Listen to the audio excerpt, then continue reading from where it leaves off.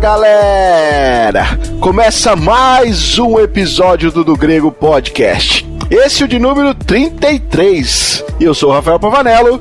E já que é o episódio 33, Jesus viveu até o 33, hoje nós vamos falar de Jesus. Pronto. Você viu? Resolveu o problema do episódio. É isso aí.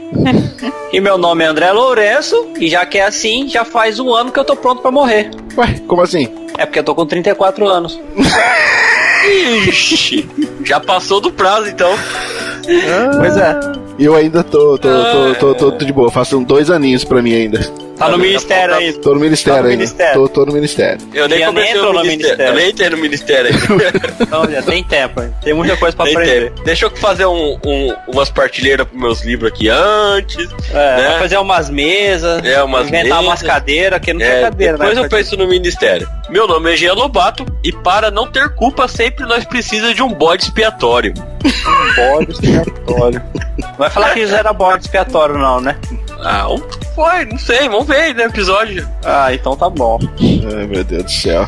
É isso aí, pessoal. Como vocês viram aí novamente na nossa vitrine, hoje o título do nosso episódio é Quem é Jesus pra você? Talvez pareça uma pergunta simplista demais, né, galera? Para perguntar principalmente pra nossa audiência, que a maioria aí já são cristãos, né? São pessoas que já seguem o cristianismo. Talvez você esteja pensando, poxa, quem é Jesus pra mim? Os caras tá me tirando, né, meu? Mas, na verdade, esse episódio surgiu de uma conversa nossa, onde nós percebemos que às vezes, mesmo nós sendo cristãos, mesmo nós tendo aí uma boa caminhada, né, pela vida cristã aí, uma boa caminhada de fé, pode acontecer de às vezes, cara, a gente não saber realmente quem é Jesus.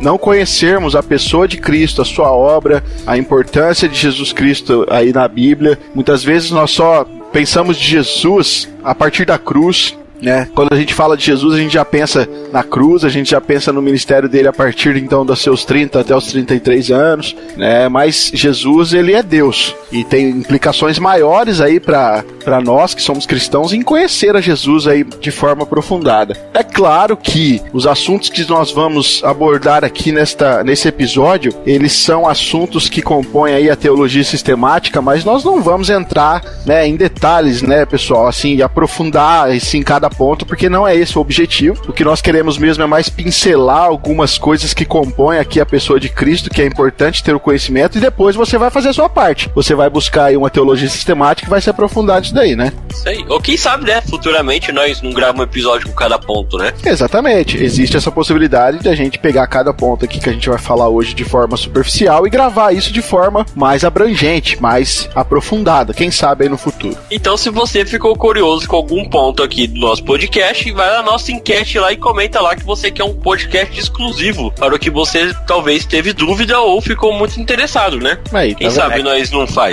Claro que antes disso, ouça o nosso episódio até o final. Sim, com certeza. Tem gente que tem mania de ouvir a introdução e já ia comentar, né? Antes ouça o episódio até o final, depois faça o comentário que você quiser. E seja aqui, né, no próprio site, seja no YouTube, se você estiver ouvindo, fique à vontade. Se quiser também pode mandar um e-mail pra gente, né, Jean? Isso, que é o podcast@dogrego.com, e lá nós responde pra você com todo amor e carinho. É isso aí. Como vocês viram aí, a introdução hoje foi misturada com um recado, então tá tudo certo. Vamos lá pro nosso Vamos lá pro nosso 33º episódio.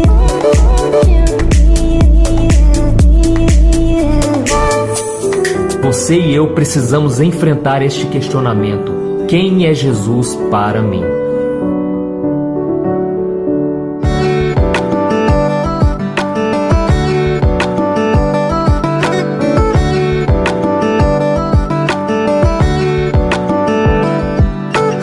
Pessoal, eu vou ler pra vocês aqui um trecho de um livro, e o nome do livro é Quem é Jesus Cristo? Ele foi escrito pelo Greg Gilbert, da edição 9 marcas da série. Nossa, só porque eu usei um trecho do livro pra falar aqui. Mas beleza. Começa falando de novo, já te interrompi, desculpa. Não tem problema não. Vai lá. Deixa continuando. Ele começa assim, ó. Quem você pensa que Jesus é? talvez nunca tenha pensado muito nessa pergunta. De alguma maneira, isso é totalmente compreensível. Afinal de contas, estamos falando sobre um homem que nasceu no século I, numa desconhecida família de um carpinteiro judeu. Ele nunca exerceu qualquer cargo político, nunca governou qualquer nação, nunca comandou um exército e jamais conheceu sequer um imperador romano. Em vez disso, por 3 anos e meio, esse homem, Jesus, apenas ensinou o povo sobre questões éticas e espirituais, leu e explicou as escrituras judaicas para o povo judeu, e se devemos crer no relato de testemunhas oculares sobre sua vida, ele também fez algumas coisas muito extraordinárias. Jesus era um profeta? Um mestre? Algo totalmente diferente?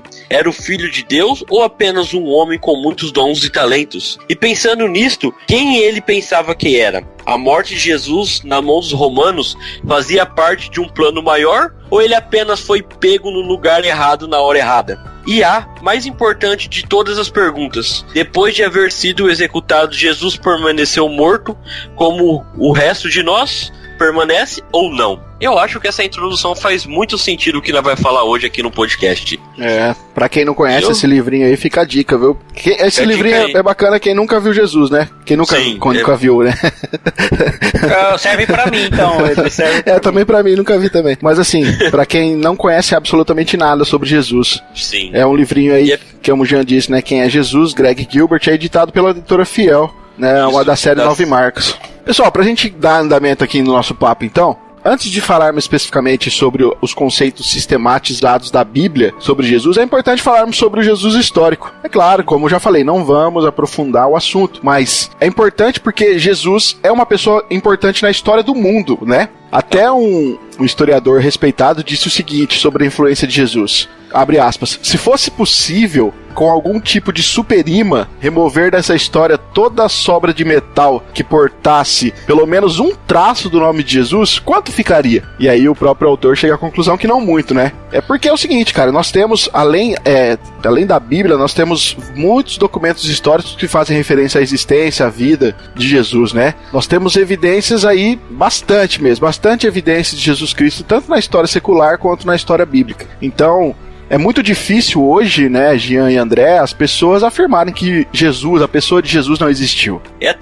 Jesus é tão importante, mas tão importante para a história, que o nosso calendário é dividido antes e depois dele, né? Muitas pessoas nem pensam nisso, né? Apesar de ter uns errinhos de cálculo aí, mas é verdade. Mas é verdade. Não tem culpa que Jesus foi a única pessoa que nasceu 5 a 6 anos antes dele mesmo. Não tem culpa disso, mas... Mas isso foi um erro na hora de eles fazer o calendário, né? Eles só quem é divino consegue fazer uma coisa dessa, né? Só quem é divino.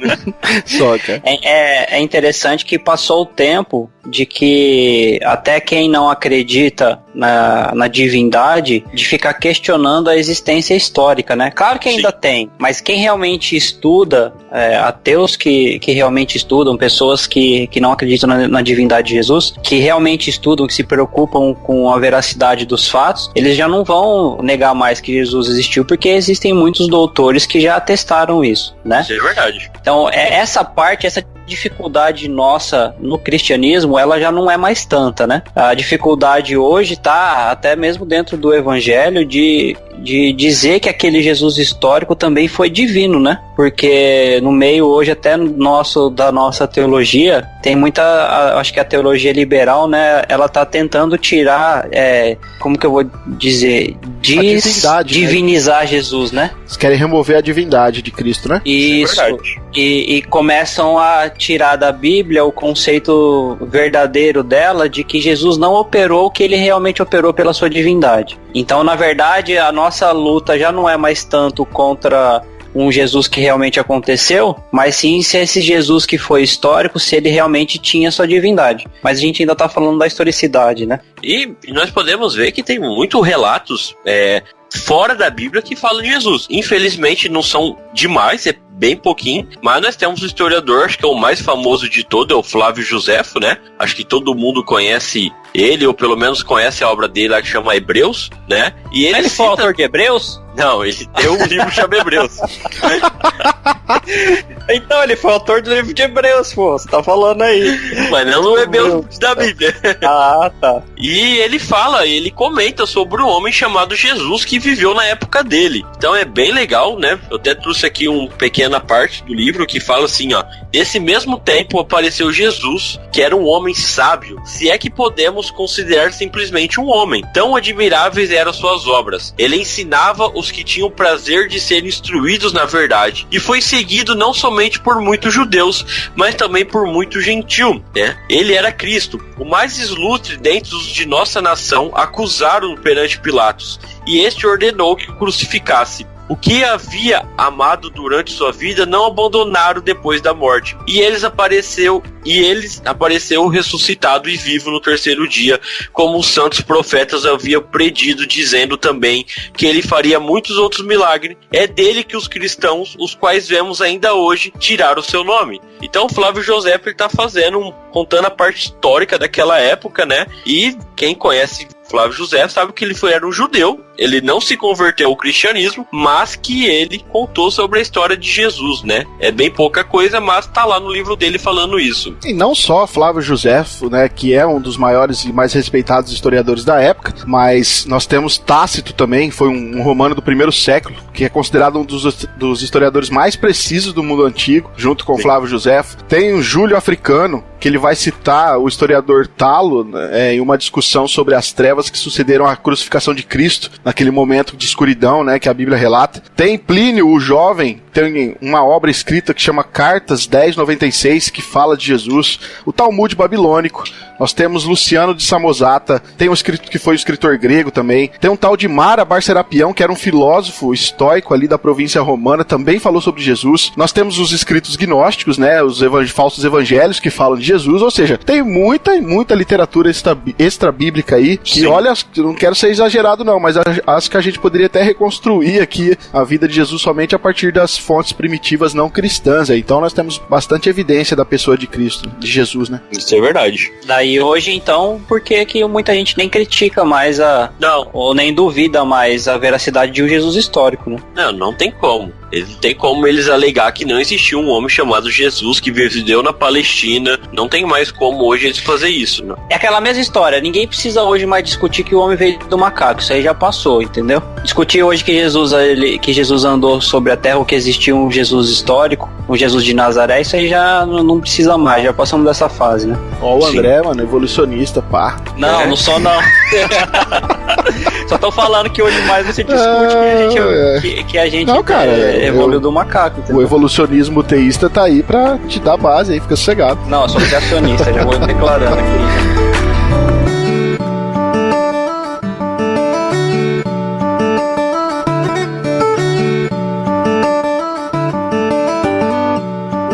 Você e eu precisamos enfrentar este questionamento. Quem é Jesus para mim?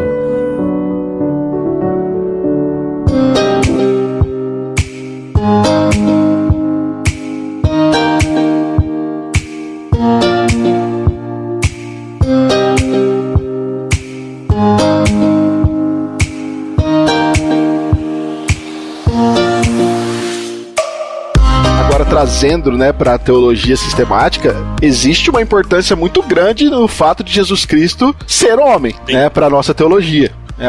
A importância da humanidade de Cristo, de como isso é importante para entendermos. Porque assim, nós temos um problema de identidade. E aqui eu já estou falando no nosso contexto cristão, obviamente. A Bíblia diz que nós nascemos em Adão, certo? Sim. E se nós formos pensar em nossos próprios esforços, não tem muita esperança para nós. Nós nascemos assim, já nascemos... Sem nenhuma esperança. Nenhuma. Nós herdamos a natureza pecaminosa de Adão. Nossa única esperança é nós sermos arrancados da antiga humanidade de Adão. Para quê? Para que nós possamos nascer de novo e ter uma nova humanidade para sermos uma nova criação. E aqui, eu vou fazer um pouco aqui da questão teológica, da nossa questão bíblica mesmo, né? Quando Adão desobedeceu a Deus, ele recebeu a notícia ali a respeito da semente, né? Do descendente, o filho que haveria de esmagar a cabeça da serpente, lá em Gênesis 3, da né? mulher. Isso. ele não poderia ser nascido de homem, mas da semente da mulher, né, como o André acabou de comentar. Então, seria um filho que Deus teria de providenciar de forma especial. E aqui estava, então, a esperança da vida para Adão e para todos nós, então, que nascemos em Adão.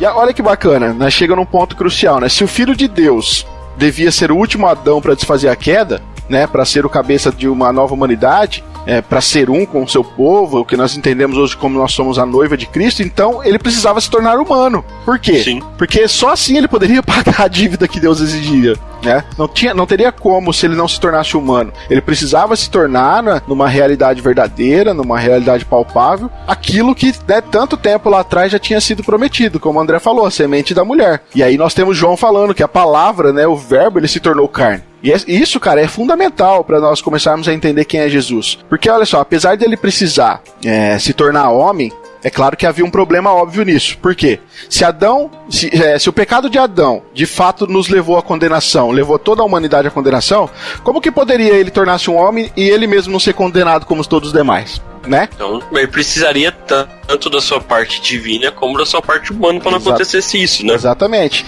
Não teria como ele salvar o seu povo dos pecados dele se ele também fosse nascido com o mesmo pecado. Então, desde Gênesis 4, a gente vê que os homens, quando foram gerando filhos lá, eles nasciam à imagem e semelhança pecaminosa. O que era necessário, então? Era necessário algo novo. Jesus teria que nascer de uma mulher, mas ele não podia ter pai humano, para não nascer a sua imagem e semelhança. Como Adão, né, que a gente sabe, ele não poderia ter outro pai senão Deus, assim como Adão.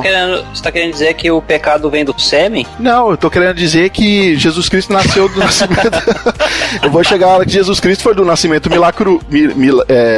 miraculoso, mas ele se tornou humano, porque existem heresias que vão dizer que Jesus não era humano verdadeiramente, mas ele nasceu de uma mulher, nasceu de uma virgem. Ele era só um espírito, né? Exatamente, muitos defendem isso. Então, apesar de ele não ter um pai humano, ele nasceu de uma virgem, ele nasceu de uma mulher, ele foi concebido como um ser humano, né? E isso através do poder do Espírito Santo, né? E dessa forma, assim como o Espírito Santo já agia desde lá da criação, ele veio, agiu na vida de Maria, e aí nasce então o cabeça da nova humanidade, que assim como Paulo desenvolve lá, assim como nós morremos, né, em Adão, agora nós nascemos em Cristo.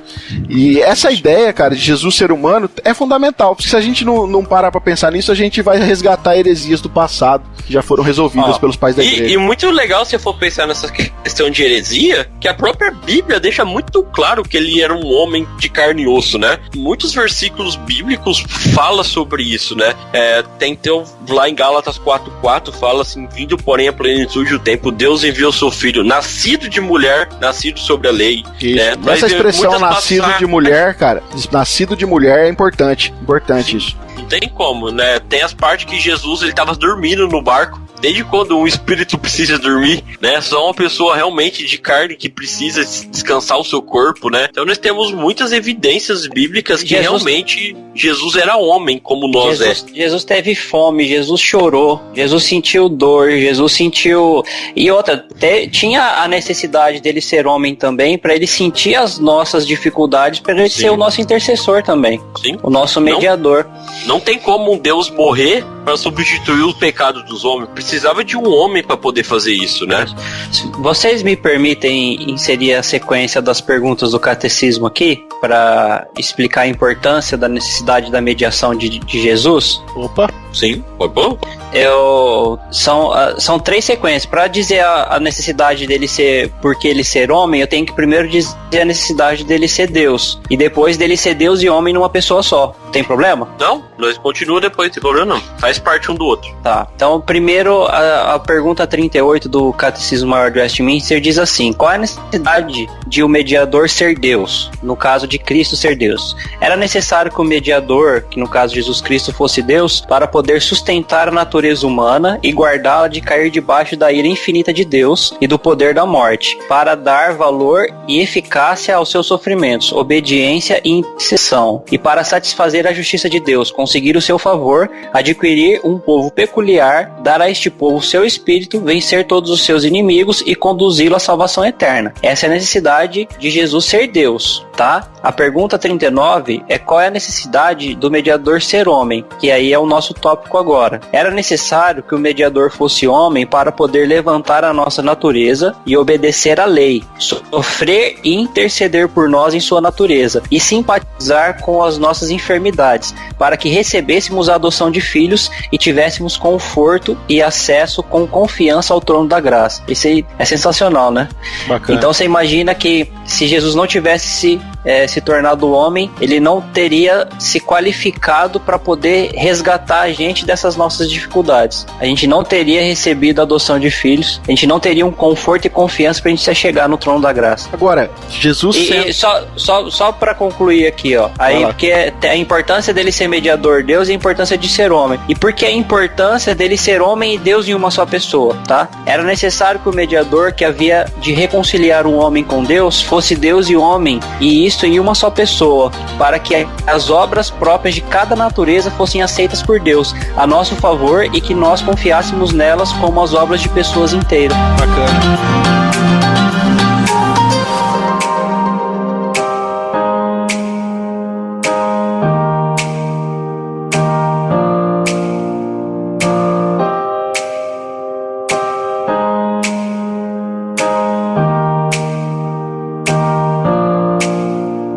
Você e eu precisamos enfrentar este questionamento. Quem é Jesus para mim?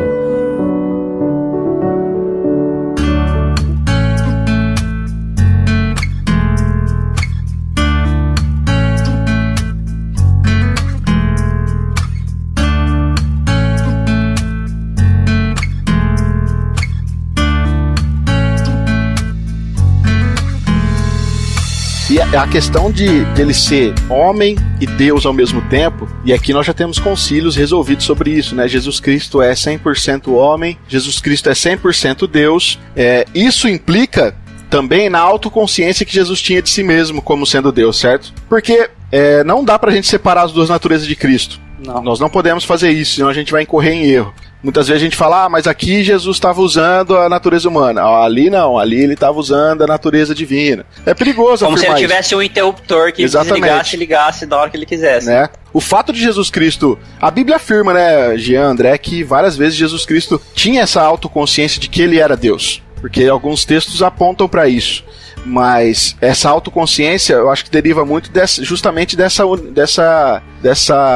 do fato dele ser 100% homem e ser 100% Deus. Porque um ser humano qualquer jamais teria essa autoconsciência divina, né? Só Jesus pode ter isso, né? Se você me permite, eu acho que assim...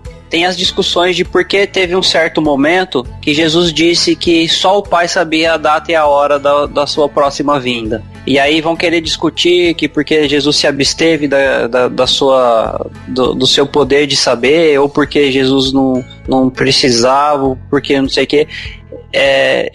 O Jesus usou a porcentagem dele de humanidade naquele momento. Eu acho que nesse momento era porque era propósito, tinha a ver com a questão da economia. Era um propósito da função do pai saber, não do filho. Não por causa da sua divindade ou da sua humanidade, entende? Sim. Mas a ver com o seu propósito e função. Não era a função do filho saber, mas era a função do pai. Não por causa da sua humanidade ou da sua divindade. Porque ele não tinha como se desfazer da humanidade, nem se desfazer da sua divindade. É uma só. Ele está completo das duas. Quando a gente fala que ele é 100% um e 100% outro, ele é totalmente ambas. Sim, o texto mais que eu tava querendo embasar, tipo assim, eu e o Pai somos um, entendeu? Essa consciência de que eu também sou Deus, né? A mesma coisa e tal. Mas aí nesse texto ele também vai falar assim, e que vocês sejam um comigo, assim como eu sou um com o Pai. Essa união com Cristo que nós temos, a gente vai falar disso depois, mas a gente vai falar disso no final, Sim. Eu acho que não necessariamente ele estava declarando a sua consciência como Deus. Eu acho que era mais um desejo de unificação, de fazer parte da união da família mesmo, entende? Assim como a Trindade é unida, agora como corpo, vocês como família de Deus devem ser unidos em mim, como eu sou no Pai, né? A questão de permanecer em Jesus.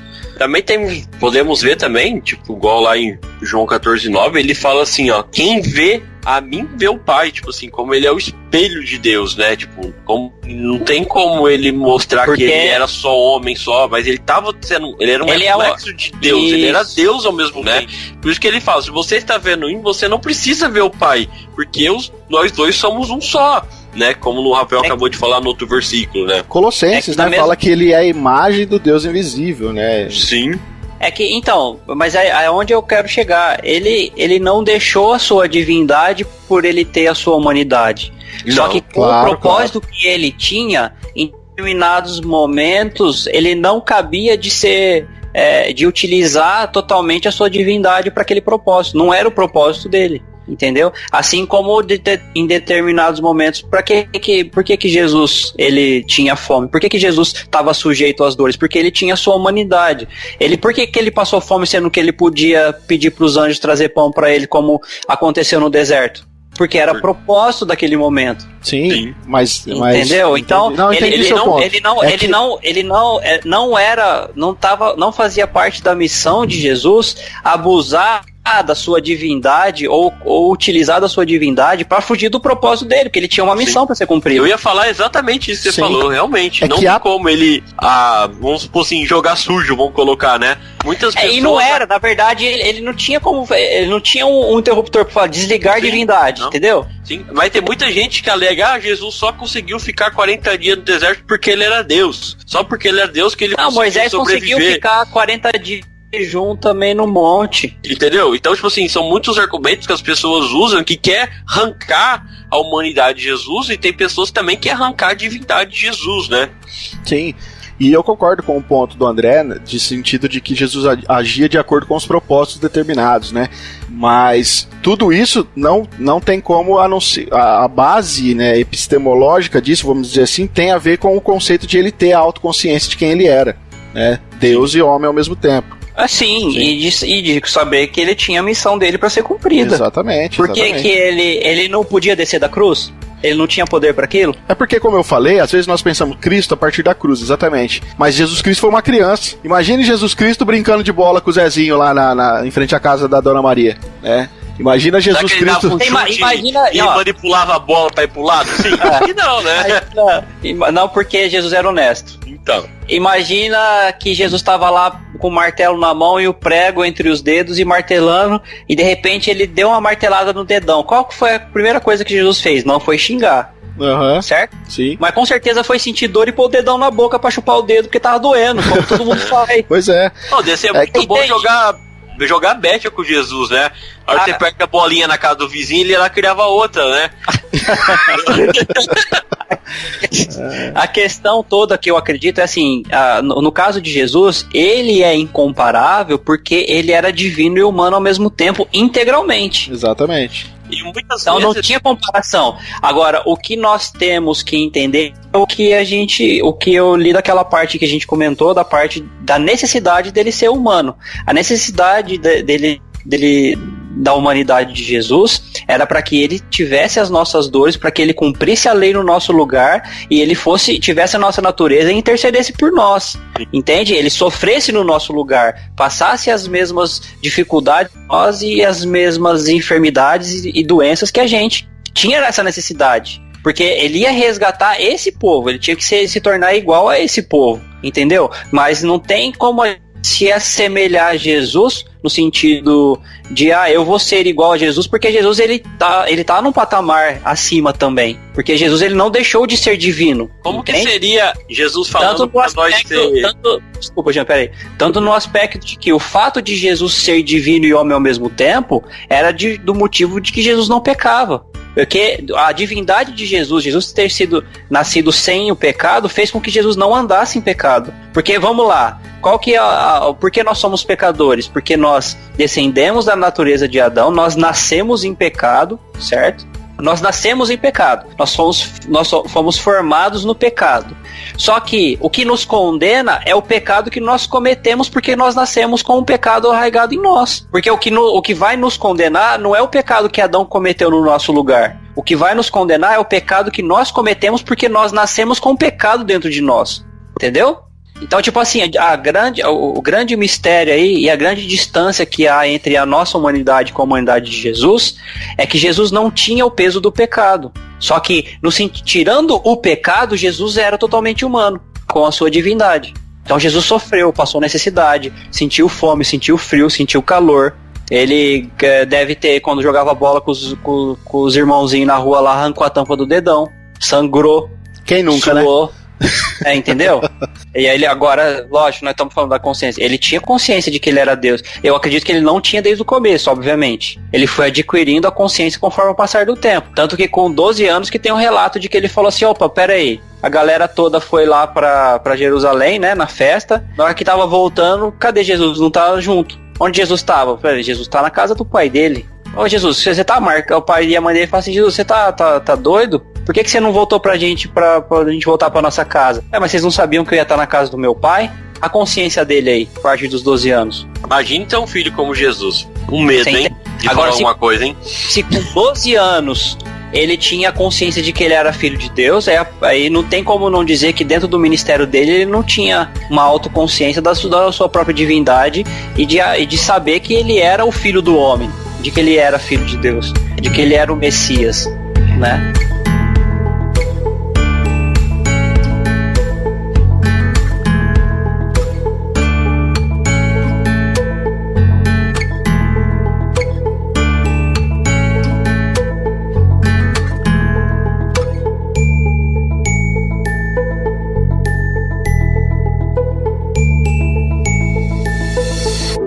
Você e eu precisamos enfrentar este questionamento. Quem é Jesus para mim?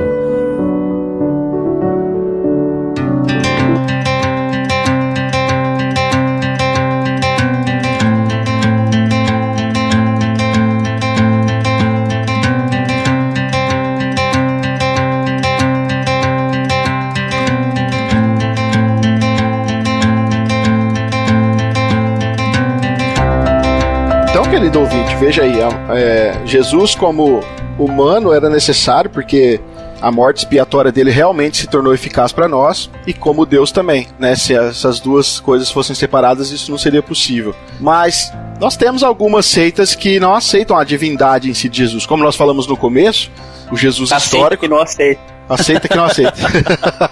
O Jesus histórico tá aí para, né? Jesus existiu, a pessoa de Jesus, mas ainda existem algumas seitas que encaram Jesus somente como um simples profeta, alguém que só foi um cara bom. Exatamente, talvez um deus menor. Semideus, né? É. Tipo o Hércules. Então, assim, várias e várias seitas existem, mas tem umas que estão bem próximas de nós, né, pessoal? Isso é verdade, né?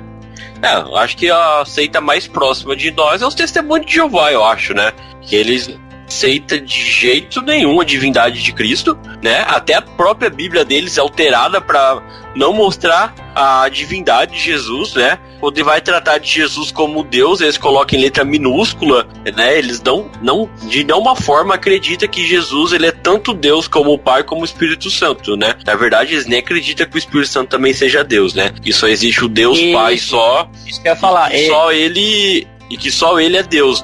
Então nós podemos... o Jeová, né? Jeová. E aí eles colocam Jesus como um Deus menor, tipo assim, ele é chamado de Deus, mas ele é só Deus porque ele nasceu do Pai, né? Então ele ganha o título de Deus porque ele é filho de Deus, não porque ele tem uma natureza divina. Ele só fala que a sua natureza é humana e que Jesus ele simplesmente foi um profeta aqui na Terra e que nasceu de Deus, né? É interessante que do mesmo forma que eles negam a divindade de Jesus, eles negam a personificação do Espírito Santo, né? Sim, o Espírito Santo é uma força agente de Deus aqui na Terra, né? Como fosse um poder de Deus agindo aqui e andando em nós. Nós temos, se a gente for ver hoje, nós temos uma grande influência do espiritismo no Brasil também, né? Os espíritas também não veem Jesus como Deus, como aquele, como salvador da humanidade, não. Eles veem Jesus como um espírito completo, evoluído, né, como um profeta também que veio, mas com um espírito totalmente evoluído, mas também não levam Jesus aí ao mesmo patamar de Deus, não. Pelo menos não acreditam em Jesus como meio de salvação, né? Não, e nem como Deus, só acredita que Jesus foi um espírito encarnado que tava com todo... Esqueci o nome que eles utilizam. Com toda a sua glória, seu ápice. Esqueci o nome da... Ápice. da palavra que eles usam lá dentro do espiritismo lá, quando consegue ser puro. Mas se você é o Nirvana... Então. Não é isso exatamente. Aí, temos a era aí também. É que, então, mas aí dependendo de, você vai dizer que se não aceita o sacrifício de Jesus como sendo o preço pago pelos pecados, pela justificação da humanidade, aí se a gente olhar pro lado, nem os católicos veem assim, né? Mas eles não negam a divindade, né? Não, tudo bem. É que o Rafael tocou nesse assunto, né? Eles não veem o sacrifício de Jesus e tal. Os católicos veem o sacrifício de Jesus, mas não olham o sacrifício de Jesus com o poder pra salvar. Ou eu tô falando... Ou não como o único poder de salvação, sei lá. Não, porque a salvação no catolicismo ela é sinergista, né?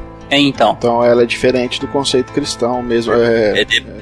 Depende das obras. Exatamente. Eu tô pra te falar que dentro do nosso meio também. Então, nós temos no meio protestante pessoas que pensam da mesma forma, né? Então, são heranças do catolicismo, né? Agora, dentro do nosso meio também, cara, pelo amor de Deus, hein? Olha só o que eu vou falar. Não que algumas pessoas no meio protestante não identifiquem Jesus como Deus. Mas, às vezes, na vida prática, no conhecimento de quem é Jesus, às vezes acaba se esquecendo disso, cara. E eu quero ler um trechinho, se vocês me permitem, quero ler um trechinho aqui de um livro que eu li recentemente, que chama Deleitando-se em Cristo, de Michael Reeves.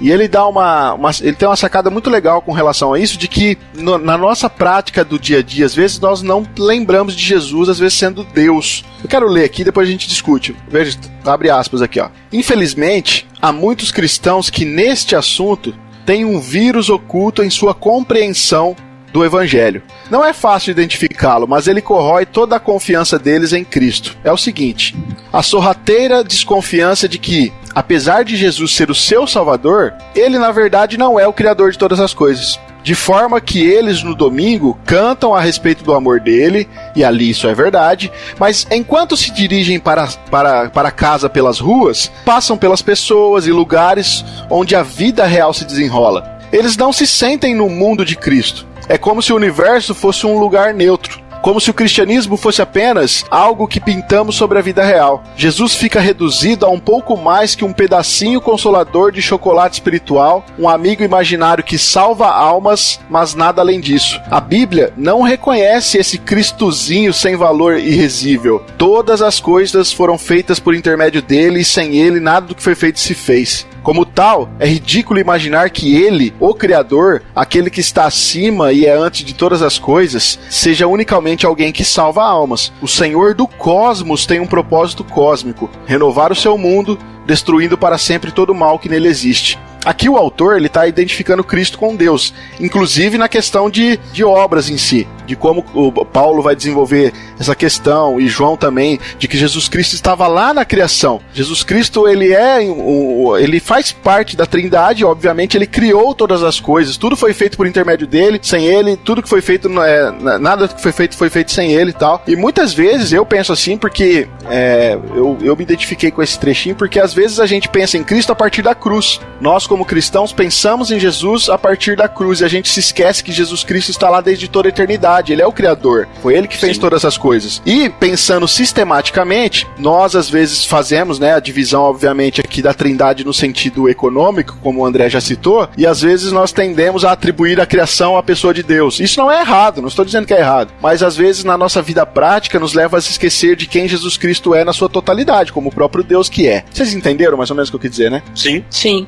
É que assim, pode falar, Jean. Isso acontece muito dentro das suas igrejas mesmo. Os crentes velhos mesmo, vamos colocar assim. Você acaba falando que, você fala assim, Jesus, ele é Deus como Deus Pai é. A pessoa olha assim, como assim? Sabe? Nós estamos tão acostumados muitas vezes de chamar Deus Pai só de Deus, né? E Jesus só de Jesus, Espírito Santo só de Espírito Santo, que nós acaba muitas vezes esquecendo da divindade dos outros dois, que faz parte da Trindade, né? Assim como outros enfatiza só o Espírito Santo, né? Sim, só como o Espírito Santo é o agente, como falar, já que o Espírito Santo está em nós, então ele é mais acessível, ele é mais fácil de falar do que Jesus, do que o Deus Pai, né? Então nós acabamos muitas vezes esquecendo dos elementos da divindade de cada pessoa da Trindade. E muitas vezes a pessoa pensa em Jesus só como Salvador, mas não como o Criador, como você falou, aquele que fez parte da criação, né? Porque o próprio João, como nós comentamos, ele fala que o verbo se fez carne, né? O que é o verbo? A palavra, quer dizer, Deus é a comunicação entre Jesus, é a comunicação entre a humanidade e Deus. Ele sempre foi a voz de Deus, né? Até que nós podemos olhar lá no começo de Gênesis, lá, né? Que quando nós fala, cadê Jesus? Tanto na criação, né? Que a gente fala que o haja luz seria Jesus, quer dizer, é o momento onde que Deus fala e as coisas acontecem. E o próprio João fala que nada se fez se não foi por intermédio de Jesus, né? Então, muitas vezes nós não colocamos realmente a divindade de Jesus onde deveria estar, né? Eu até entendo um pouco, é que assim, quando a gente fala, é que tem uma certa separação quando fala Deus, né, e você abrange Deus como sendo a Trindade, e quando você fala Deus e Deus sendo só o Pai, né? Mas se você for ver nas cartas, normalmente Paulo, né, ou até mesmo os outros apóstolos, mas Paulo, ele vai falar assim que o Deus e Pai de nosso Senhor Jesus Cristo. Aí Paulo mesmo tá dando maior referência na divindade do Pai como sendo Deus do que do próprio Jesus, que ele tá falando como nosso Senhor, né? E eles vão trabalhar a questão mais realmente de pós-cruz de Jesus, ou do seu senhorio, ou do que ele fez da obra de salvação, do que mesmo da obra da criação. A gente vai ver... Até porque é necessário, né? Eu tô falando nas cartas, lógico. Eles estavam desenvolvendo o cristianismo tudo, Isso. Lógico, e também, claro. também o termo chamar Jesus de Senhor é a mesma coisa do que o judeu chamava o Deus de Senhor. O Senhor caixa alto na Bíblia. Entendeu? Tipo... Mas eu tô falando assim, que não é de se causar estranheza quando você vai trabalhar isso com pessoas que só leem a Bíblia, e é onde eu quero chegar. Ah, tá, Sim. entendi. Entendeu? Uhum. Por isso que é aquela velha história, a gente sempre fala assim, as pessoas têm que ler a Bíblia. Claro que as pessoas têm que ler a Bíblia, isso é óbvio. Só que mais do que ler a Bíblia, as pessoas precisam entender a Bíblia, e às vezes para se entender a Bíblia precisa estudar, porque às vezes se você só lê, você não entende coisas que o estudo te proporciona. Eu mesmo tive dificuldade para entender o que era a questão econômica. Eu tive dificuldade para entender a questão de primeira, segunda e terceira pessoa da Trindade. Eu tive dificuldade com essas coisas.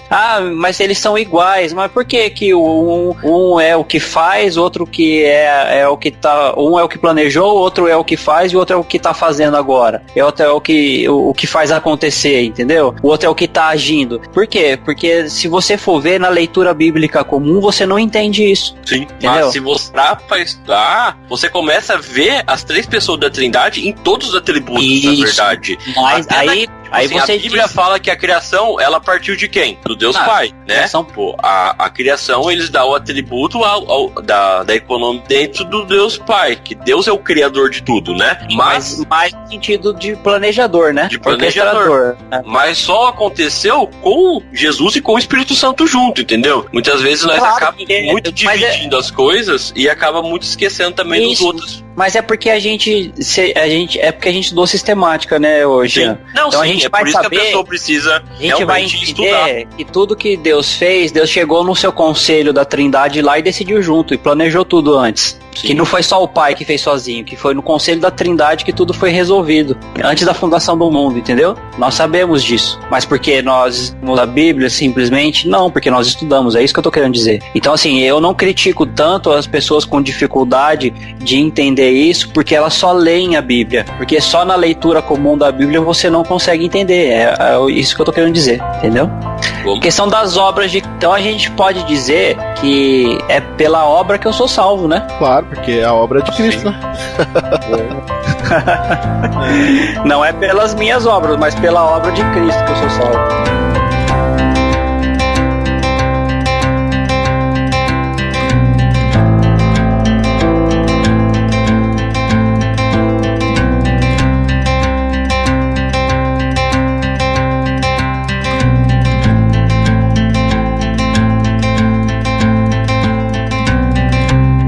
Você e eu precisamos enfrentar este questionamento: quem é Jesus para mim?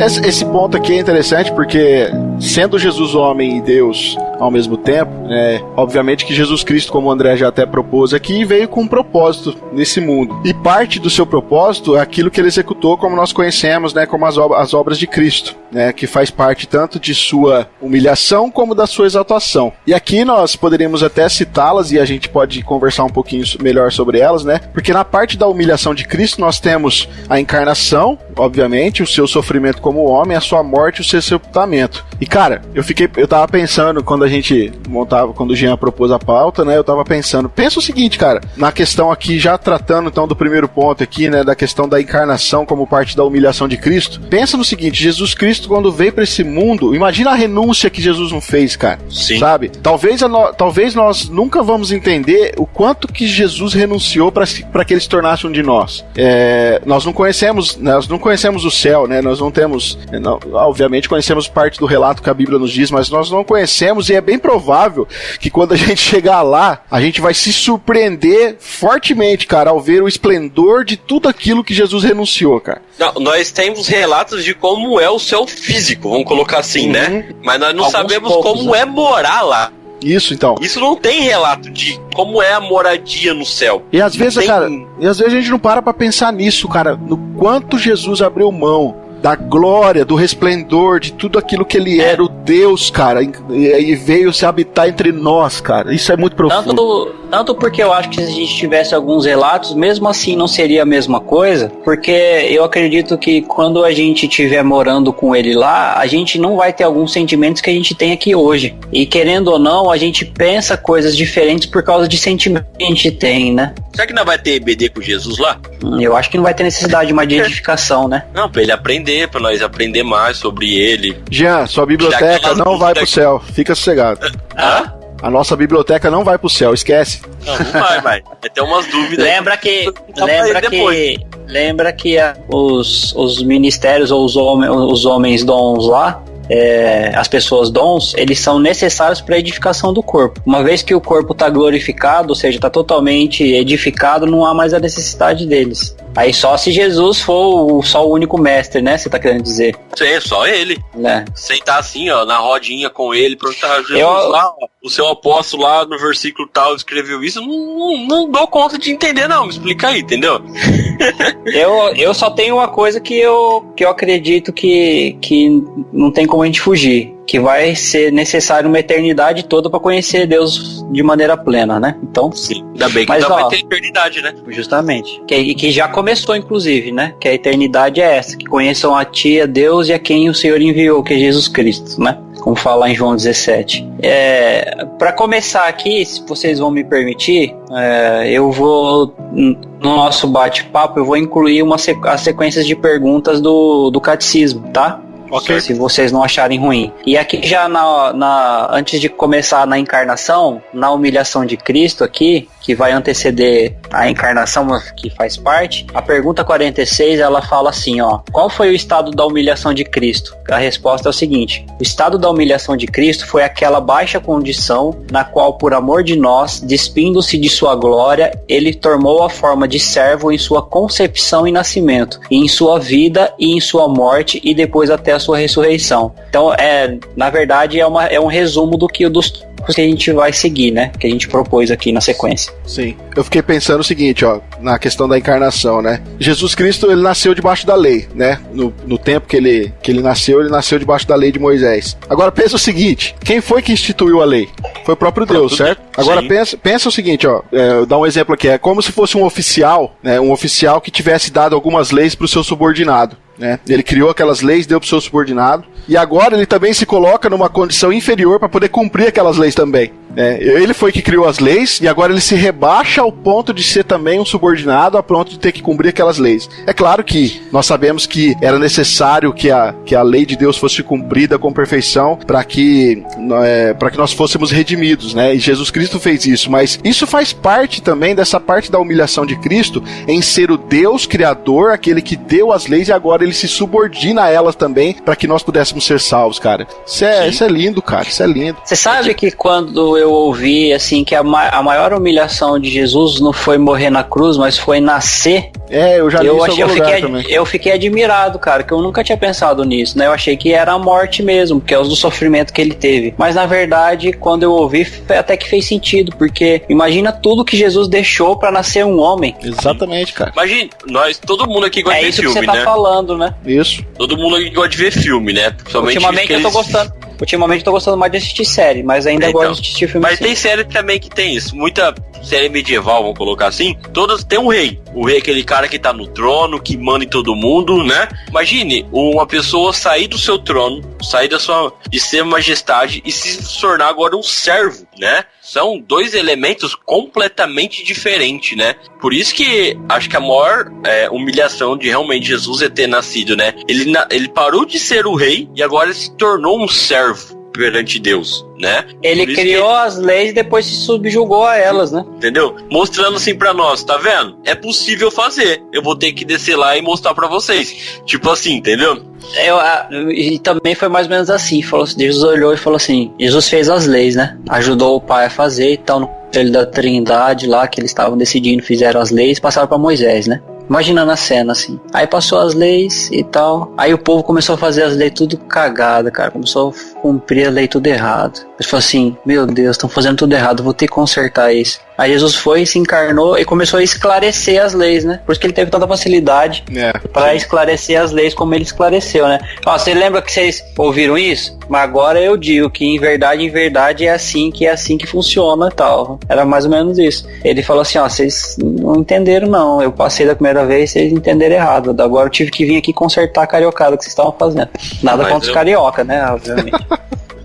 E cara, a gente falou aqui sobre a humanidade de Cristo, né? E se faz parte da humilhação dele a encarnação, obviamente ele se tornou humano. E o fato dele se tornar humano, pensa num Deus que era todo poderoso, não deixou de ser, né? Não entendam errado aqui, é só uma questão de observação, mas um Deus todo poderoso, agora ele se encarna, se torna humano, e como acho que o André, não sei, ou o Jean, mas já falaram aqui, né? Tipo, agora ele sente cansaço, agora ele sente dor, agora ele sofre, agora ele tem fome, agora ele se sente exausto, sabe? Ele tem uma angústia, porque ele vai ser traído, ele tem uma angústia pela traição, ele é vítima, ele é de negação, as pessoas vão negar ele, um abandono por parte de muitas pessoas. Vejam a humilhação de Cristo, cara. O quanto a encarnação trouxe humilhação para o Deus verdadeiro, o Deus exaltado. Ele podia falar assim: eu não preciso nada disso. Meu pai é o criador dos céus e da terra. Eu tava lá no trono com ele, que eu, né, não precisava passar por nada disso aqui. Assim, vocês vão tudo morrer, vão tudo pro inferno, vocês que se lasquem, né? Graças a Deus não foi assim, né? Né? Agora, seja Deus por isso. Mas como o Rafael falou, nós colocar os maiores sofrimentos dele como homem, né? Começou bem no finalzinho do seu ministério, né? Aqui, ó, na pergunta 47 do Catecismo fala sobre a encarnação ainda. Como se humilhou Cristo na sua concepção e nascimento? Cristo humilhou-se na sua concepção e nascimento em ser desde toda a eternidade o Filho de Deus no seio do Pai, quem aprouve no cumprimento do tempo tornar-se o Filho do Homem, nascendo de uma mulher de humilde posição com diversas circunstâncias de humilhação fora do comum, que é o que o pessoal tava falando agora. Imagine, todo mundo fala, né, que Jesus nasceu na manjedoura lá. A Bíblia relata que Jesus não teve um hotel, não tinha um hospital de luxo. O seu trono, quando eles... A primeira coisa que ele se deitou foi num monte de capim seco, né? Não foi num berço de ouro, com seda, né? Então você pode ver que Jesus, ele nunca realmente viveu uma vida a não ser de sofrimento, né? De humilhação, né? Você pode ver. Porque ele não desfrutou nem de uma vida comum de luxo, né? Não. Ele não nasceu na casa do rico, né? Foi numa casa de humilde, né? De pessoas humildes. Ele foi trabalhador, inclusive. Sim. Aprendeu uma profissão, trabalhou nessa profissão até começar o seu ministério. Isso é verdade. Aqui, ainda no sofrimento como homem, a pergunta 48 do Catecismo diz assim: como se humilhou Cristo na sua vida? Cristo humilhou-se na sua vida, sujeitando-se à lei que a gente estava conversando, a lei que ele mesmo criou, a qual perfeitamente a cumpriu, e lutando com as indignidades do mundo, as tentações de Satanás e as enfermidades da carne, quer comuns à natureza do homem, quer as procedentes dessa baixa condição, que é o que a gente estava falando, né? Legal, Já que, para não perder o bonde, e a gente já vai bater um papo sobre isso. Aqui, como ele se humilhou na morte dele, ó, a pergunta 49 diz o seguinte: como se humilhou Cristo na sua morte? Cristo humilhou-se na sua morte porque, tendo sido traído por Judas, abandonado pelos seus discípulos, escarnecido e rejeitado pelo mundo, condenado por Pilatos e atormentado pelos seus perseguidores, tendo também lutado com os terrores da morte e os poderes das trevas, tendo sentido e suportado o peso da ira de Deus, ele deu a sua vida como oferta pelo pecado, sofrendo a penosa, vergonhosa e maldita morte na cruz. Cara, eu acho que esse ponto é o ponto nevrálgico da coisa, cara. Ponto o quê? É o ponto crucial, sabe? É o ponto principal. Porque a gente falou aqui da encarnação, né? Do sofrimento, mas, cara, a morte, eu acho que... E não foi só uma morte, foi uma morte humilhante, cara. Sim. Sabe? Jesus foi submetido a um tipo de execução que o Império Romano reservava para aqueles que eram os piores criminosos da época. Sim, era maldito aquele que fosse. Exatamente, cara. Sabe, foi era uma como morte... fosse a cadeira elétrica hoje nos Estados Unidos, né? O pior pessoa que cometeu o pior erro vai pra lá, né? E, tipo, tanto porque hoje já tem injeção, né? O câmara de gás e tal. Hoje já tem umas tecnologias novas. Mas a morte de Jesus, cara, foi uma morte lenta, foi uma morte dolorosa. Né? Praticamente, se a gente pode até ser uma tortura, cara. Passou por uma tortura, sabe? E como se não bastasse já essa morte, né, de torturante, imagina a vergonha da circunstância em que Jesus estava. Porque no relato bíblico dos evangelhos, nós vemos os soldados zombando dele, a multidão estava insultando, ele estava sendo maltratado pelos líderes religiosos, também pelos soldados romanos. Várias vezes, cara, houve questionamentos sobre as suas funções, como Jesus era Deus, né? Sobre a questão da questão dele ser o profeta, da sua realeza, dele ser o sacerdote perfeito. Tudo isso foi questionado ali de forma de zombar, sabe? Zombaria. Tudo isso, cara, nossa, é muita humilhação que Jesus passou, cara. Muito. Ué, o próprio ladrão na cruz lá não, que o reconheceu o outro, que falou assim: se você é Deus mesmo, desce da cruz aí, salva você e salva nós aqui também. Exatamente, o cara tava zoando, no mesmo cara. estado que Jesus. Jesus, como o outro reconheceu, Jesus não merecia estar lá, os outros dois mereciam. E o outro ainda zombou, fala assim: você é Deus mesmo, então desce daí, salva nós dois e é você. Você acha, cara? O legal de nós for pensar que a morte, na verdade, ela era uma sentença para o pecado, né? E Jesus, ele se tornando um homem, ele se tornou, na verdade, uma possibilidade de morrer, né? Porque, tipo assim, como ele não pecou, ele não tinha necessidade de morrer. Ele não precisaria morrer, porque ele não tinha pecado, né? Vamos um dia nós for tratar sobre a questão de pecado, mas o pecado ele só começou a existir na vida do ser humano porque o ser humano tinha pecado contra Deus. E essa era a situação. Deus não podia deixar um ser humano eterno viver em pecado. Então por isso que falam que o salário do pecado é a morte. E Jesus, quando ele se tornando um homem, ele se tornou sujeito à morte, porque ele precisaria vencer a morte para que hoje nós tivéssemos a vida eterna no céu. Sim, como propósito, obviamente, foi necessário, né? Sim. Era necessário a morte de Jesus para que nós pudéssemos ter a vida, mas que foi humilhante, foi, cara, nossa. Com certeza. Primeiro, a humilhação, porque ele, como eu falei, ele não precisaria morrer. Ele não tinha pecado para ser acabado dentro dele, né? E ele fez isso só pra ele vencer a morte. Cara. E hoje nós temos a vida eterna no céu, né? Se eu for pensar... Pois não, pode falar. Pode falar, não. Eu ia falar que, falando da morte de Jesus, depois que eu assisti o filme Paixão de Cristo, foi um dos melhores filmes que, toda vez agora que eu leio a crucificação de Jesus, né, o período da crucificação, eu lembro das cenas dos filmes, cara. Aquele filme é bem real, né, cara? E aquele filme lá mostra o quanto Jesus sofreu. E com certeza deve ter sofrido mais do que as cenas mostram, né? Ah, sem dúvida. Com certeza. Sem dúvida. Mas ali naquele filme dá pra ter uma noção de como foi humilhante, como foi vergonhoso e como foi sofrível, né? Agora, Jean, você falou aí da questão do pecado, né, cara? O sepultamento também é considerado como parte da humilhação de Jesus, porque você ter que voltar ao pó de onde a gente saiu, quando a Escritura fala sobre isso, fala que isso é parte da punição pelo pecado. Sim. Né? É claro que Jesus ressuscitou como Deus que era, mas isso, o fato dele ter ter que ser sepultado, cara, isso também é uma certa humilhação, né? Sim. Até pela questão física, né, do sepultamento. Jesus não tinha um túmulo, a família não tinha um túmulo. Precisou uma pessoa lá providenciar um lugar para o corpo de Jesus ficasse, né? Mas aí nesse aspecto ele foi honrado, porque ele foi sepultado num túmulo de rico, né? Sim, ele foi honrado, né? Mas a humilhação é de não ter o seu lugar. Sim. Né?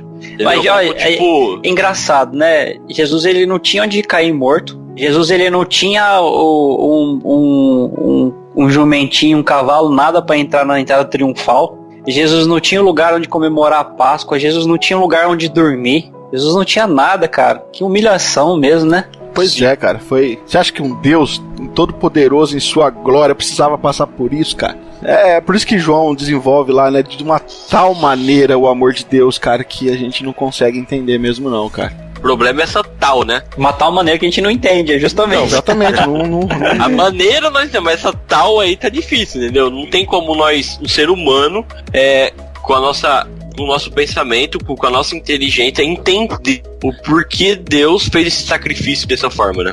Falando do sepultamento ainda, do estado de humilhação, a pergunta 50 do Catecismo diz assim, ó: em que consistiu a humilhação de Cristo depois da sua morte? A resposta segue: a humilhação de Cristo depois da sua morte consistiu em ele ser sepultado, em continuar no estado dos mortos e sob o poder da morte até o terceiro dia, o que aliás tem sido exprimido nessas palavras: ele desceu ao inferno Hades. Então, alguns teólogos acreditam haver uma outra dimensão da humilhação de Cristo, que é justamente essa referência ao credo apostólico da descida ao inferno ou descida ao Hades, né? Aí com base em alguns textos bíblicos, né? Como Salmo 16:10, Efésios 4:8-10 e tal, 1 Pedro 3:18-19, 1 Pedro 4:4-6, mas era necessário um podcast inteirinho só pra gente tratar disso, né? Sem dúvida. Então, nesse caso, falar das duas coisas, né? Exatamente, falar das duas percepções aí, mas tem alguns teólogos que tratam sim a descida ao Hades, como está contido lá no credo apostólico e aí também no catecismo, como parte da humilhação de Cristo.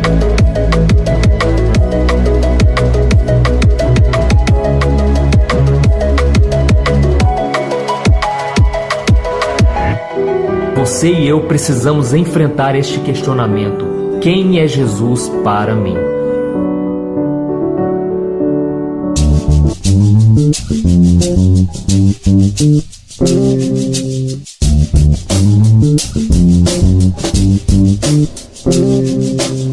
Então, na exaltação, a pergunta 51 diz assim: qual é o estado de exaltação de Cristo? E a resposta diz: o estado da exaltação de Cristo compreende a sua ressurreição, ascensão, o estar assentado à destra do Pai e a sua segunda vinda para julgar o mundo, que é um resumo dos tópicos que a gente vai começar a falar a seguir, né? É, isso aí. Porque, graças a Deus, Jesus não foi só humilhado, mas ele também foi exaltado, né?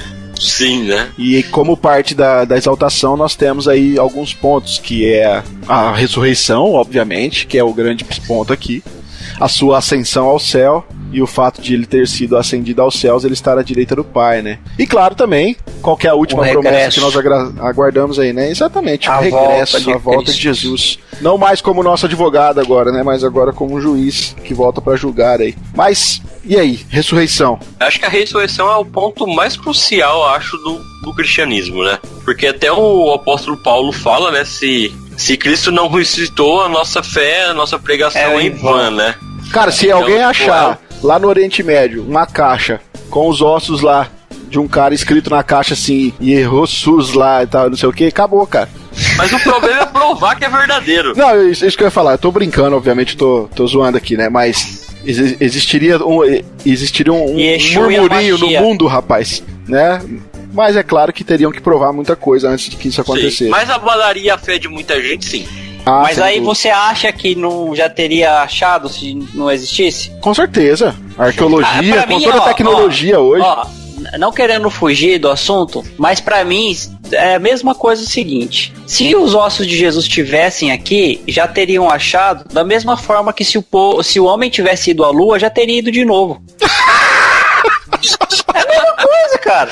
Mano, você quer mesmo abrir esse problema aqui, cara? Você acredita que se o homem já tivesse ido à lua, não teria ido de novo? Você acredita mesmo que se tivessem os ossos de Jesus, se Jesus não tivesse ressuscitado, você acredita mesmo que não teriam achado já? Você acredita mesmo que já não teriam? Acharam até a Arca da Aliança, velho.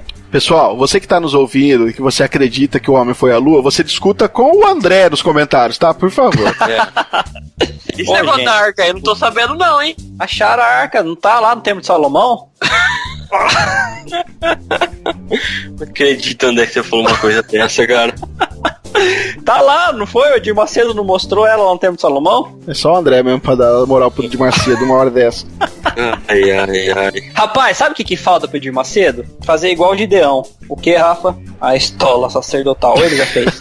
Já fez. Ele já fez? Tem um sumo sacerdote na porta lá. Com toda a veste sacerdotal e tal. Com as 12 pedras lá, não sei quantas pedras tem na veste. E o Urim também. Eles estão com incensário também? Ah, deve estar, cara, com certeza. Eu acho que mês que vem ele já começa a vender as ovelhas no pátio já pra poder fazer o sacrifício, tá? Podia vir um fogo consumidor ali, não? Podia, né? Gente, não é devagou demais, olha só, volta aqui. Volta aqui, ó. Ressurreição. A lua foi muito longe, cara. Ressurreição.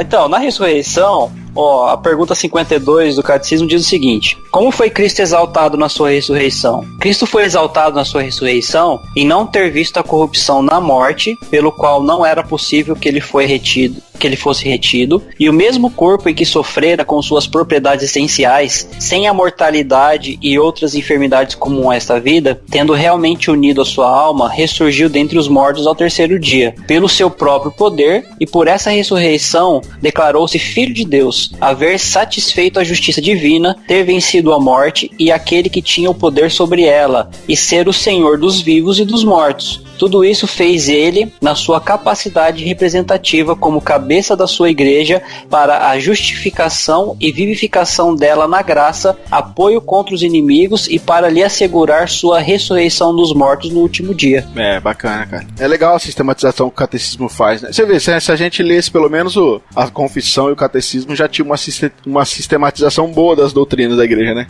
Tem, cara. E parece que não, mas eles têm pergunta praticamente pra tudo, velho. Não, tem, cara. Foi muito bem desenvolvido, foi bem amarrado, foi bem legal mesmo. Eu quero ler um trechinho aqui da teologia sistemática do Millard Erickson, que ele fala um negócio bacana, que ele diz assim, ó: a ressurreição tem uma importância especial, pois a imposição da morte era a pior coisa que o pecado e os seus poderes podiam fazer contra Cristo. A morte não foi capaz de detê-lo, e isso simboliza a plenitude de sua vitória. O que mais as forças do mal poderiam fazer se alguém que elas mataram não permanecesse morto? Verdade, né? Bacana, né? Sim. A única coisa que a morte podia fazer não deu certo com Jesus, que vai fazer mais o quê? Né? É bem legal que isso traz essa... Por isso que ele venceu a morte, exatamente. Né, esse é o princípio da exaltação de Cristo, né? A vencer o poder dele para vencer a morte. Bom, então quer dizer o seguinte: se Jesus venceu a morte e a morte é o salário do pecado, então quer dizer que não vai ter mais pecado. No céu não vai ter mais pecado. Se Jesus venceu a morte... Ah, tá. Achei que você estava indo para outra direção. Sim, com certeza. Não. No céu, não. Tô na direção. Se não vai ter mais pecado, o que eu tô fazendo pecando, então? Aham. Mas por causa disso, hoje você também pode conseguir vencer o pecado. Ah, sim. Sim, não, mas eu tô falando o pecado extinguido de uma vez por todas, né? Não, só depois da morte. Porque se Jesus venceu a morte e ele vai nos fazer vencer a morte também, ou seja, o que era o pagamento de algo não vai ter mais. Então, se não tem o pagamento para aquilo também não vai ter mais, porque não vai ter pagamento para ele. Então, querido ouvinte, você quer parar de pecar? Morre.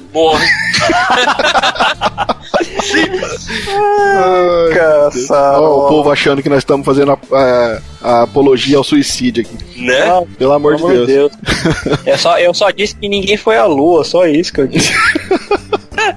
A Terra é plana pra você também, André, ou não? Não, pra mim a Terra é redonda. Não sei por que eu não entendo ainda qual que é o problema da Terra ser redonda. Eu não entendo porque... Não, Porque ela é plana, o problema é essa. Não, eu realmente não entendo que os terraplanistas acham de errado com a Terra ser redonda. Eles têm algum argumento que a Terra não pode ser redonda, não só por causa dos argumentos bíblicos que eles citam, né, obviamente. Que a Bíblia não é científica, né, a gente sabe disso. Mas eles têm um argumento de que existe um problema da Terra ser redonda além dos textos bíblicos, entende? Sabe qual é o problema? A mentira que você está sendo enganado, esse é o problema. Pela NASA, né, tô sendo enganado pela NASA. Rapaz. É incoerência minha, então? Porque se eu não acredito que o homem não foi pra Lua, eu também não devia acreditar que a Terra é redonda? Rapaz. Não, vamos pra ascensão, né? Vai. Então, Não, ascensão... pera aí, eu quero falar outra coisa sobre a ressurreição. O cara vem falar de terraplanagem aqui e depois... Terraplanagem não, outra coisa. Terraplanagem é outra coisa. Eu perdi o foco aqui agora que eu tava... Pelo amor de Deus, vamos voltar aqui, ó. Antes de ir pra ascensão, na questão da ressurreição, por ser um ponto muito importante na exaltação de Cristo, também gerou muita polêmica essa questão da ressurreição. Então, porque assim, ó, quando a ressurreição ocorre, nós temos o túmulo, obviamente Jesus estava sozinho lá dentro do túmulo, não tinha ninguém, né? Então a gente não tinha testemunhas humanas no momento exato ali, na hora que Jesus ressuscitou. Mas a gente tem vários tipos de evidência, certo? Que nós podemos usar aqui. Eu acho aqui já que essa questão dá só um podcast, cara. Tá mesmo? Mas só citando aqui, ó, sei lá, nós temos o túmulo onde Jesus foi colocado, ele estava vazio, e como nós já estávamos falando aqui agora, o cadáver de Jesus nunca foi encontrado. Nós temos um grande número de pessoas que testemunhou ter visto Jesus vivo. Nós vemos que Jesus foi visto em diversos locais, diversas ocasiões, em diferentes locais, né? Então nós temos o testemunho das mulheres, né, que não tinha muita moral naquela época. Foram as primeiras a ver o túmulo vazio. E como eu falei, acho que dá um podcast sozinho, só pra gente tratar sobre evidências da ressurreição. Eu acho que seria legal até, hein? Sim. Legal. Mas cada tópico desse dá pra ter um podcast, né? É, verdade.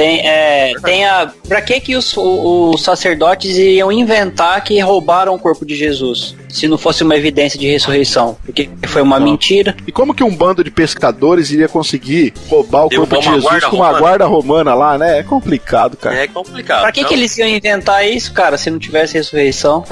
Inventar a ponto de morrer pela causa, né? Tem um filme muito bom chamado Ressurreição também, que eu indico para as pessoas assistirem, que ele é um filme baseado na ressurreição de Cristo. Então ele vai pegar logo a crucificação de Jesus, a morte de Jesus na crucificação, e a história das aparições de Jesus na sua ressurreição, e um centurião romano que ele fica a par de investigar se Jesus ressuscitou mesmo ou não. E aí ele vai atrás das evidências da ressurreição de Jesus e tentar descobrir o corpo e por que ele não descobre e tal. E fica tão evidente o fato de que Jesus ressuscitou, Jesus até aparece pra ele acaba se convertendo, cara. O filme é sensacional. Faz tempo que eu quero assistir esse filme, cara. Eu fiquei de te passar, né? Então. Qual é o nome mesmo? Ressurreição. Esse filme é sensacional, cara. Eu indico, hein? Super indico. Nós estávamos falando da questão da ressurreição, que não é uma mentira, né? Mas para um mentiroso, toda mentira é uma verdade. Até que alguém coloca uma faca na sua garganta, né? Aí você conta a verdade. E uma das coisas mais incríveis que nós podemos ver da questão da ressurreição é que nenhum apóstolo negou a evidência da ressurreição, né? E nós podemos ver que realmente eles morreram por isso e nunca chegaram a negar esse fato, né? Ou eles estavam falando a verdade ou era uma cambada de louco, né? Exatamente. Porque, como eu falei, toda mentira é verdade até que alguém coloque uma faca na sua garganta, né? Então, a partir do momento que corre risco de vida, eu tenho dúvida que algum mentiroso vai falar que ainda é verdade. E tem gente que morre até hoje por causa disso, né? Sim, com certeza.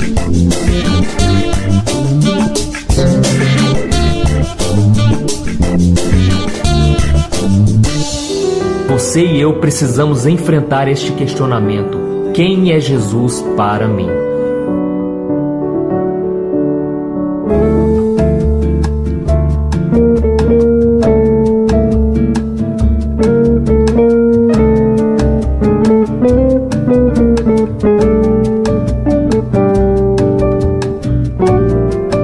Depois da ressurreição, então, nós temos a ascensão de Cristo, né? A ascensão aqui é aquele teletransporte de levar. É a acendida, não é? Ele tava apagado, ele acendeu, não é isso?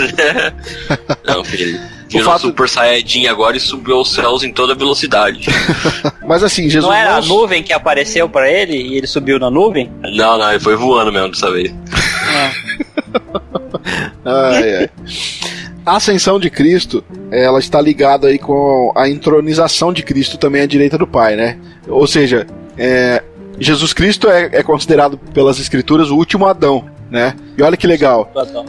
Ele é o último Adão que ascende de volta para estar onde o primeiro Adão estava, que é com Deus. Veja como a história aqui, em Jesus, ela começa a se cumprir as promessas lá de Gênesis, de como nós estávamos falando, que era, já que estávamos em pecado em Adão, agora nós temos vida em Cristo. E a ascensão, ela só dá valor, ela só, na verdade, bate o martelo sobre tudo aquilo que o Antigo Testamento já pregava, né? E o fato dele estar à direita do Pai tem implicações aí muito fortes também para a nossa teologia, né, Jean? André. Sim. A questão de ascender é a questão que, só aconteceu a ascensão de Jesus ao céu novamente, voltar ao céu, porque o seu sacrifício foi aceito por Deus, né? Exatamente. E, isso acontece porque Jesus morreu na cruz, ele se sacrificou por nós, para limpar os nossos pecados, para nós salvação, e ele subiu aos céus novamente para mostrar o seu sacrifício ao Pai, né? Quer dizer, ele foi mostrar o santuário verdadeiro, né? Onde está o Deus, onde Deus está presente, e ele só se ascendeu porque o seu sacrifício foi aceito por Deus, né? Então nós podemos ter mais, essa é a evidência da sua ascensão. Aqui a pergunta 53 do Catecismo diz assim: como foi Cristo exaltado na sua ascensão? Cristo foi exaltado na sua ascensão em ter, depois da sua ressurreição, aparecido muitas vezes aos seus apóstolos e conversado com eles, falando-lhes das coisas pertencentes ao seu reino, impondo-lhes o dever de pregar o evangelho a todos os povos e em subir aos mais altos céus no fim de 40 dias, levando a nossa natureza e como nosso cabeça triunfante sobre os inimigos para ali a destra de Deus, receber dons para os homens, elevar os nossos afetos e aparelhar-nos um lugar onde ele está e estará até a sua segunda vinda no fim do mundo. É legal que foi na ascensão que ele recebeu toda a autoridade, né? Sim. Que ele venceu a batalha, a grande batalha escatológica, né? Dá um outro episódio legal também, olha só. Se dá um outro episódio legal. Agora, vamos... Desculpa, André, pode. Não, eu ia falar que se fosse emendar com estar à direita, eu ia ler a próxima pergunta também. Você vai falar da ascensão ainda. Não, que você emendou os assuntos.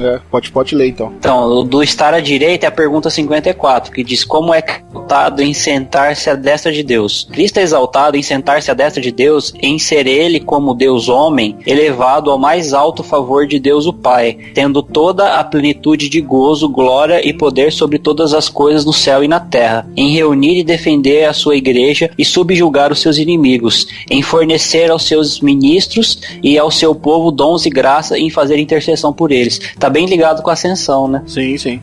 Agora eu queria propor um pensamento pra gente desenvolver junto aqui nessa questão de ele ter ascendido aos céus. Tem um aspecto importante nessa questão da ascensão e dele estar à direita do Pai, mais que na questão da ascensão, porque agora Jesus, ele é o Deus homem, certo?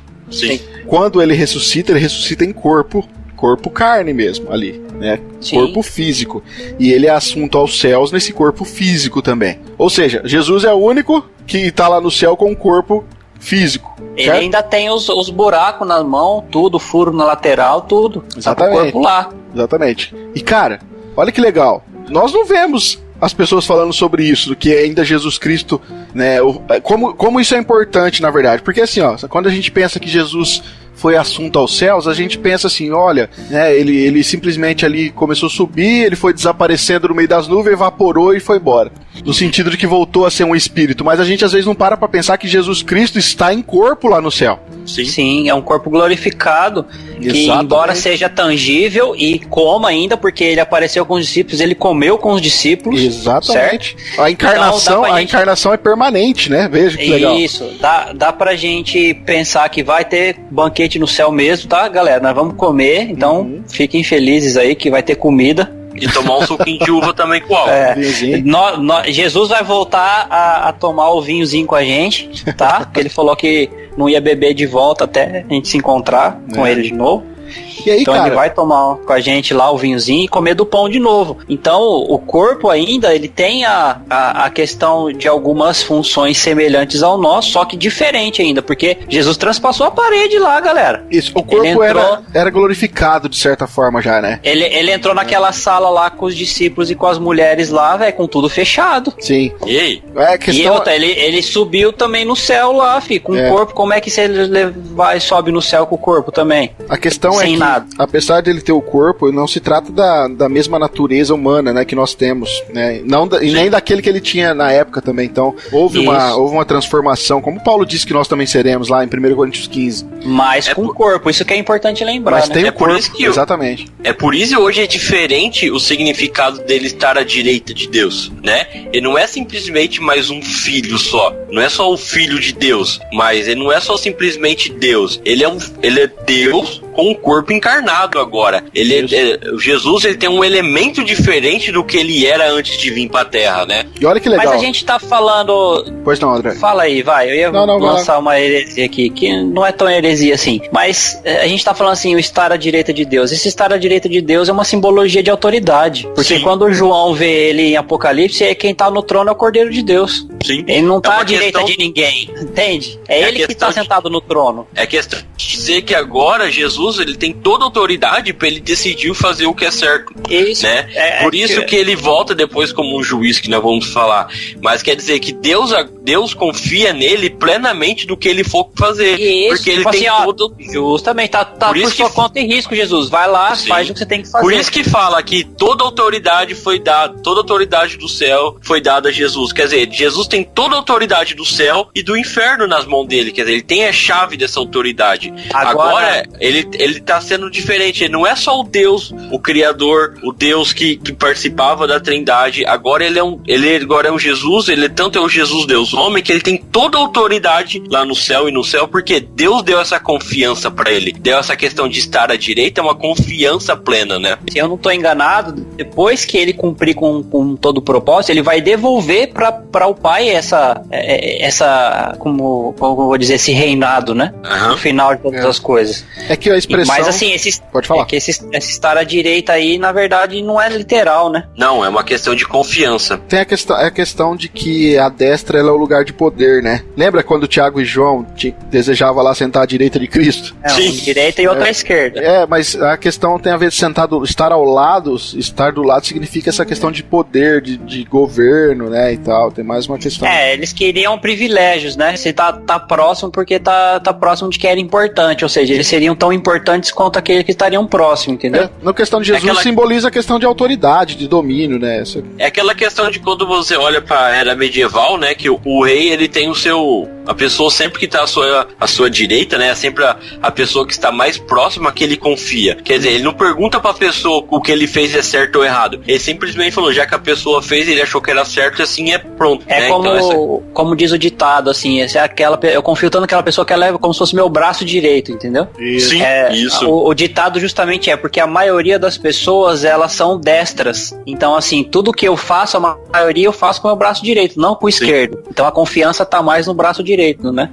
Só pra fechar, então, essa questão aqui que eu levantei sobre a questão do Jesus estar no céu agora com o corpo físico, eu quero ler novamente um trechinho aqui de Deleitando-se em Cristo. Abre aspas pra Michael Reeves aqui. Isso significa que existe agora no céu um homem, um verdadeiro, um homem verdadeiro de carne e sangue, com nossas experiências desse mundo, nossa humanidade. Um homem agora está sentado junto de Deus em perfeita harmonia. Quando nos acolher, no momento em que formos para o céu, nos acolherá com mão humana. Seremos saudados por um rosto, o rosto de Cristo Jesus. Bacana, né? Essa questão de agora nós temos é aquilo que Paulo fala, né? Jesus Cristo é a imagem do Deus invisível. Muitas pessoas, Jesus falou para Filipe, né? Nós quer conhecer o Pai aí, revela-nos o Pai. Jesus, na verdade, né? Eu falei o contrário? Falou.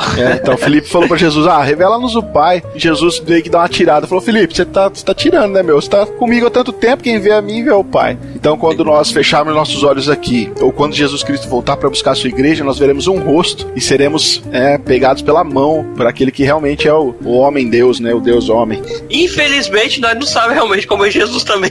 Mas eu acho que a ideia toda é assim, que a gente vai se identificar. Isso, vai ser uma surpresa, entendeu? É isso aí. Não vai ser algo assim, eu não esperava por isso. Não, vai ter a surpresa sim, André. Vai ter muita surpresa. A pessoa vai pensar que Jesus era o cara cabeludinho, de olhos branquinhos, de olhos verdes, mas eu acho que loirinho. Mas vai continuar tendo olhos, tendo cabelo, entendeu? Acho que é isso que o André quer dizer. Não vai ver uma espada na boca, entendeu? Não vai ser olho de fogo, sabe? Cordeiro. Né? Sinistro. Eu acho que foi isso que o autor quis dizer, sacou? Sim.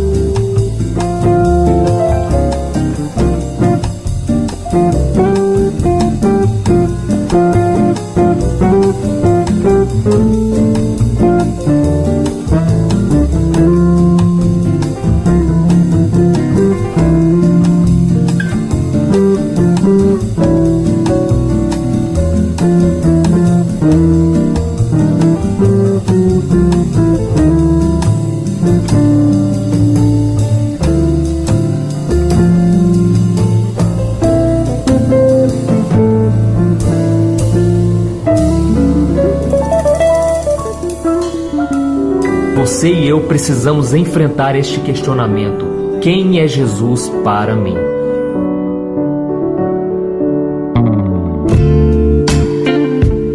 Agora, ele ressuscitou, foi assunto ao céu, está à direita do Pai, como Deus homem, mas ele vai voltar, né, galera? Sim. Pô, e esse negócio de for assunto aos céus, ele foi assunto mesmo, né? Porque quando ele nasceu, o céu se abriu e uma cambada de anjo tudo tava olhando, né? E ver ele nascendo. Imagina o assunto que ele foi no céu, né?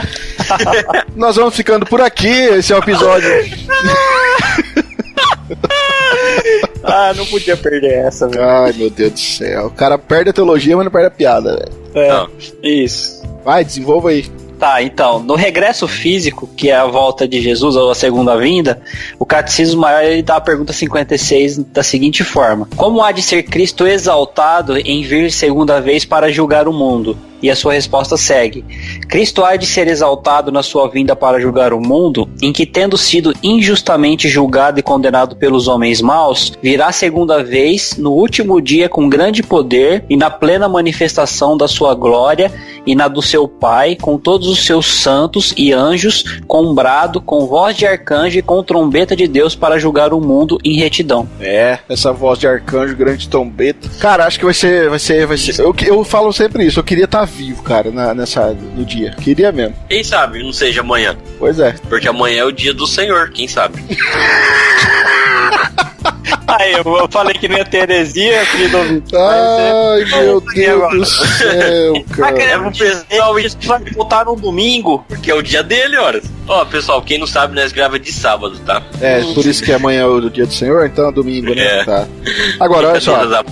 Voltando aqui. Jesus, ele quando fala de si mesmo, lá em Mateus 25, lá, quando ele vai se descrever a si mesmo assentado num trono e tal, ele fala que estará julgando todas as nações, né? João, lá na sua carta, diz que ele é nosso advogado, né? O nosso paracletos e tal. Mas que Jesus Cristo, ele veio, desempenhou um papel com um propósito. A sua volta também vai ter um papel e um propósito. Agora ele volta como juiz, né? Como aquele que irá julgar as nações. Teoricamente, ele foi promovido, né?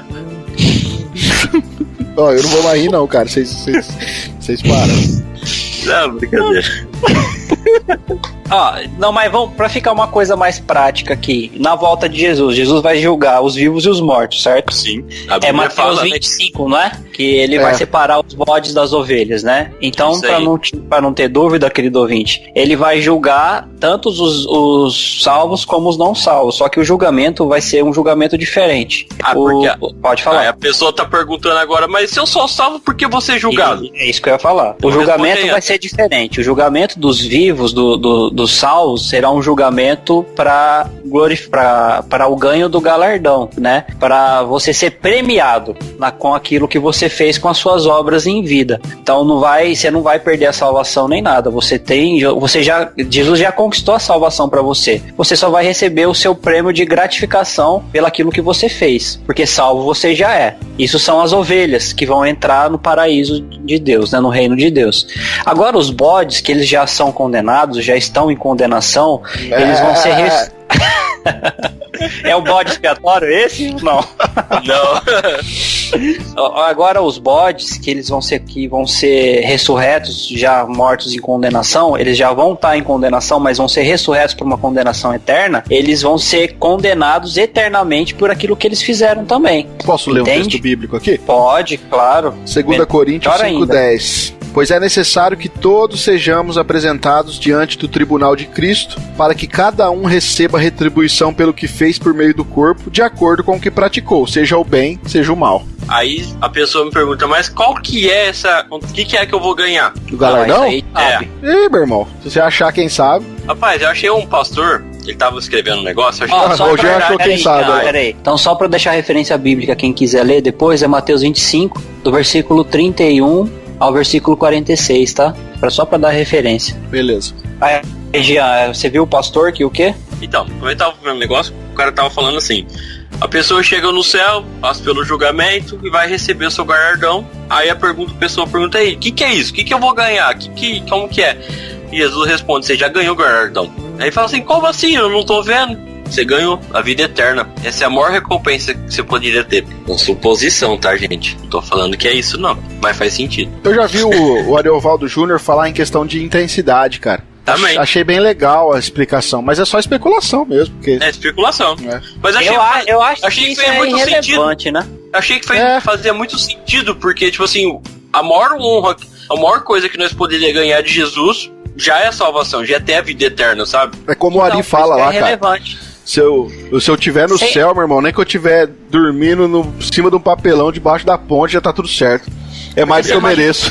Seguinte, você imagina que é relevante que sentido? Porque assim, ó, se você tem a salvação já, você já vai estar lá no céu e vai morar eternamente com Deus e não vai ter sofrimento, e você vai viver eternamente com Deus e com seus irmãos, isso aí é irrelevante o que você vai ter a mais lá, ok? Por mais que se tenha mais, é irrelevante. Você já conseguiu o ápice, que é a salvação Sim. eterna. No caso do sofrimento, é a mesma coisa, porque você imagina o seguinte, você vai sofrer eternamente. Independente da intensidade do sofrimento, mesmo que uma intensidade pequena, um sofrimento eterno, cara, é um sofrimento. Sim. Você entende? Um sofrimento que não se acaba. Que seja uma unha encravada. Se você sofrer o resto da sua vida com o dedão com a unha encravada, cara, não é nem o resto da vida, é eternamente. Você sacou o que eu tô querendo dizer? Sim. Sim. É irrelevante, eu acho, pensar nisso, né? Eu O acho. importante é ir pro céu. O importante é não ser condenado, justamente. E entender que o céu é bom o suficiente para aqueles que entendem o que é uma vida com Deus. Porque se você quiser ir pro céu simplesmente para ir pro céu, vai ser horrível para você lá. Porque se você não quer viver com Deus aqui na terra, não queira ir pro céu. Você não vai se dar bem lá. E também você não vai. É. Não é questão de querer, não, mas beleza. Porque tem muita gente que às vezes deseja ir pro céu só com medo do inferno, né? E essas pessoas não se dariam bem no céu. Porque se elas não têm desejo e prazer de viver com Deus e ter uma vida de comunhão com Deus e com os irmãos aqui na terra, no céu vai ser bem pior. Porque no céu vai ser mais intenso. Lembra que a nossa vida é uma preparação pro que há de vir? Então, seja pro sofrimento, seja pro gozo eterno.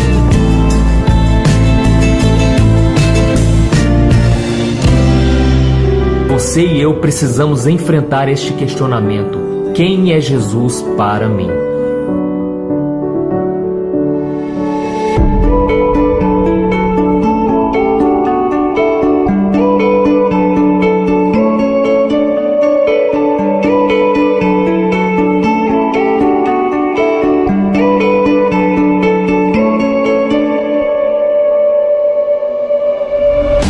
Pessoal, estamos finalizando aqui o nosso podcast.